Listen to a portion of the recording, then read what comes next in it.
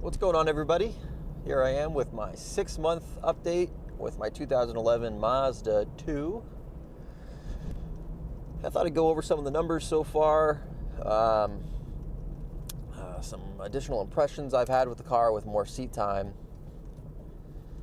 and I guess I'll just jump right into it. So, first and foremost, the first problem I wanted to solve with this car was the rattle in the front right, and I mentioned that in my initial video. It's got a clunk when I go over certain bumps. That was actually solved by replacing a sway bar end link. So $30 for 2 end links. I replaced one of them.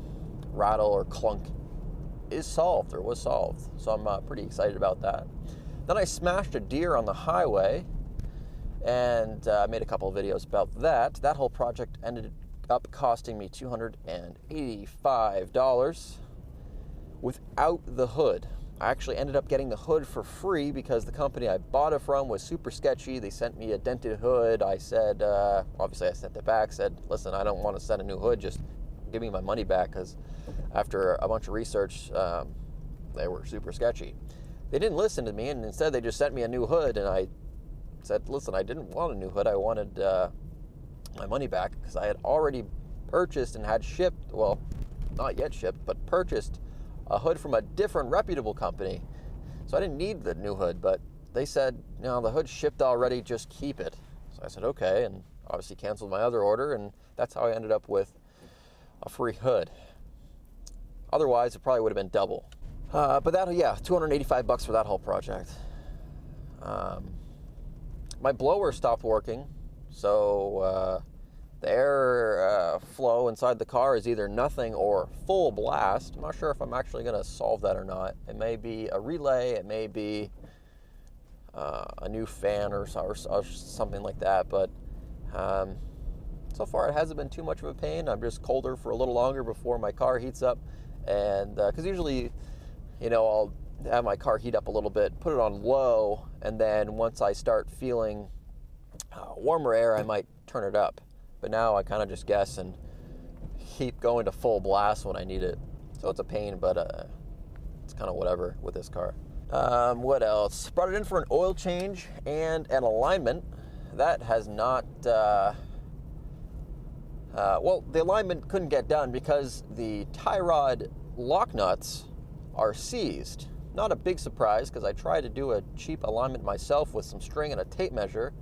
Didn't end up filming that, thank God, because it was pointless because they were seized. So I wasn't sure if a shop could, on the lift, you know, give it some heat and do something with it, but they couldn't. So I only ended up paying for an oil change, which is fine. Paid $45 for an oil change. You know, didn't have to spend any time on it, didn't have to dispose of the oil. So I'm actually not too bummed about spending $45 on an oil change, even for this, you know, economy car. What else? Got some new winter wheels and tires for the car on Craigslist. Paid $325. Not a great deal, not a terrible deal either.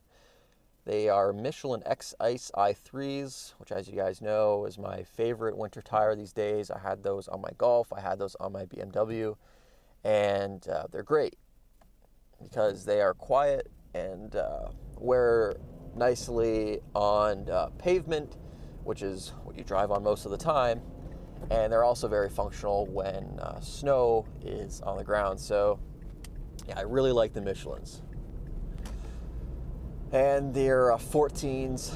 The previous owner had an Acura Integra, and that thing ended up rusting out, which is why he had these. He bought a new car, they didn't fit. And they have plenty of life left in them. What I did not check, which I wish I would have, was the manufacture date on the winter tires. So if you're looking at used winter tires, check the manufacture date on the tires. These are a little older than I wanted, still have a lot of life left, but you know, the rubber changes over time, and so although they have life left, they're not exactly new. Let's see, anything else? Got some new wipers for the car. That's really boring, but paid $18 for new wipers. I got the beam style. I think the company is Aero, A-E-R-O. Yeah, 18 bucks for 2 front wipers. They're kind of a must with winter. They also don't squeak and squeal like the other crappy ones that were on here were.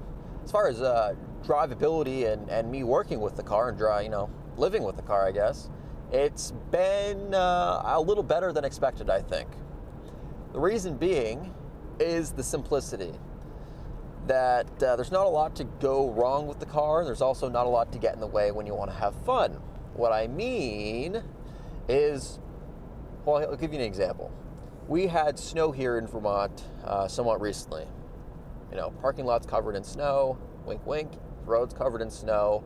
And with my Golf, if you want to have fun, hoon around, if you will, there was always some aid that you could not turn off, preventing you from doing so. So you could turn off the traction control, pull the e-brake, but there's still some resistance there, and your initial smile kind of just flattens out because the car is hindering you from doing something that you want to do. In this case, having the car controllably out of control. So with this car, there's no stability control. That means in the snow, you can pull the e-brake and accelerate at the same time, which makes front-wheel drive a little more fun when you're trying to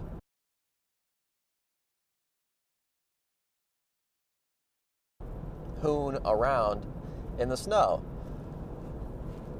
which is nice. So yeah, that's the 6-month update. Things are going along pretty well. And once we have more snow, I think we'll play around a little more and kind of see what it can do with it being such a economy car. So anyway, I'll wrap it up there. Hope you guys have a good time with whatever you're going to do today, and drive safe.